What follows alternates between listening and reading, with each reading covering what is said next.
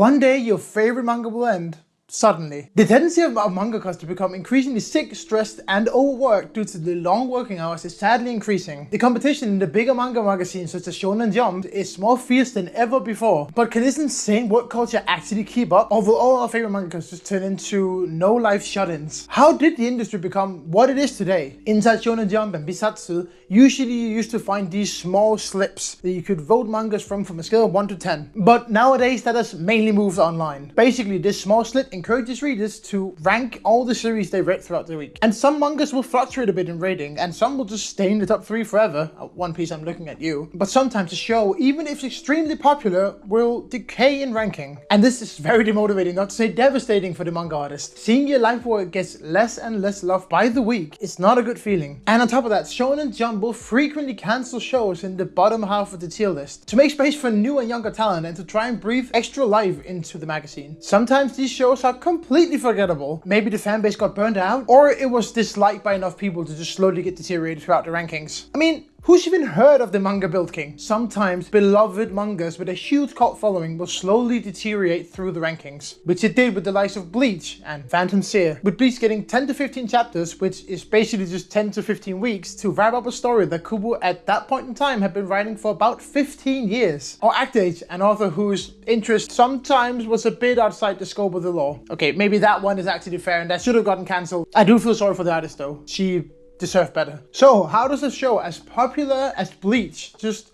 fall? Not suddenly. That much I can tell you. If you look at the ratings, you can clearly see that Bleach is slowly falling throughout the years, and it wasn't just a sudden drop off, unlike My Will to Live. And this is simply because the story got less and less engaging, downright sloppy at times. Do I blame Kubo for that? No, I definitely do not. It's fairly common knowledge that the Japanese work ethics are insane compared to the Westerns. However, if you thought that an average Japanese salaryman had it bad, you had not even been close to seeing how many hours a mangaka works. Let's take the community acclaimed GOAT of ongoing mangas, Oda, who on multiple occasions have talked about his lack of work-life balance, but up to 140 hours of work in a single week during the busy times. Other mangakas who've postponed their wedding until the show ended. It's a cutthroat industry with no sick days, no paid leave, and no vacation. And not even a great pay for most of the Shonen Jump artists. And due to that, slowly over the years, the idea of having a multiple 100-chapter show, like a One Piece or a Naruto or Bleach, has slowly died down. Most modern mangas is between 300 and 400 chapters. We don't really get 700 to, well, in One Piece's case, 1,100 chapter stories anymore. The want and the strive to make a manga that's 600 plus chapters has just slowly died down. Because the artist wants to finish the story on their premise, not when Shonen Jump thinks it should end. The passion to reinvent the big three is there. The health and time isn't. At least in the weekly Shonen Jump releases, that is pretty common. But there is one thing you could do.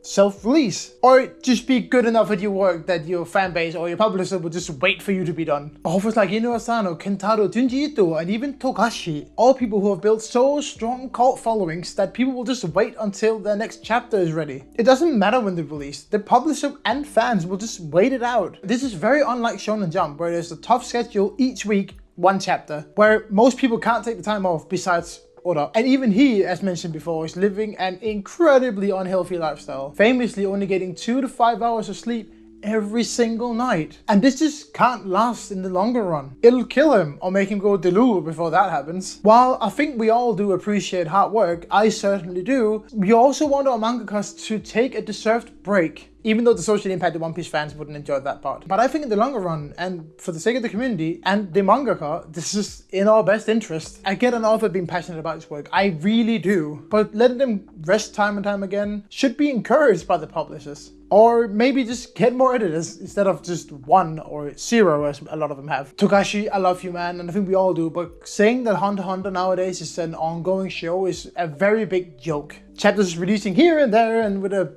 very big gap in between them. Maybe giving in and letting wifey write a bit wouldn't be that bad. Maybe get an editor or 2 to write the manga with you. Back problems is not a fun thing to deal with. It's not good for your physical or your mental health. And I'm sure that forcing yourself through hell and back is getting you loads of respect in Japan and overseas. But rest man.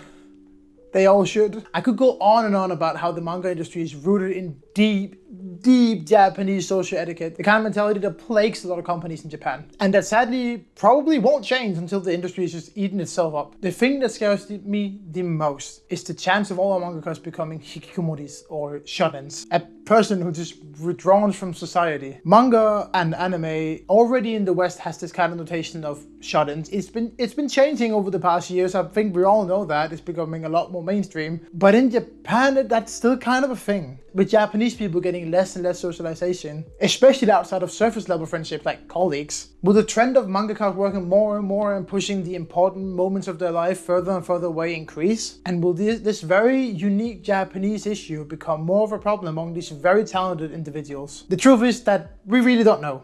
But the fact is that an average Japanese person works a lot more than the average American. And the mangakas or other inspiring creators even top that. And alongside that, the manga industry not really being known for its social ethics, as you can see reflected in the brutally long hours. And that most mangakas who make it big refuse to get an editor. And there's two sides to this. Because if they fail, it is 100% on them. But if they succeed, thank you guys so much for watching until the end. If you liked it, please hit the thumbs up. If you want to see more of it, there's a subscribe button right down there. And I'll see you guys in the next one.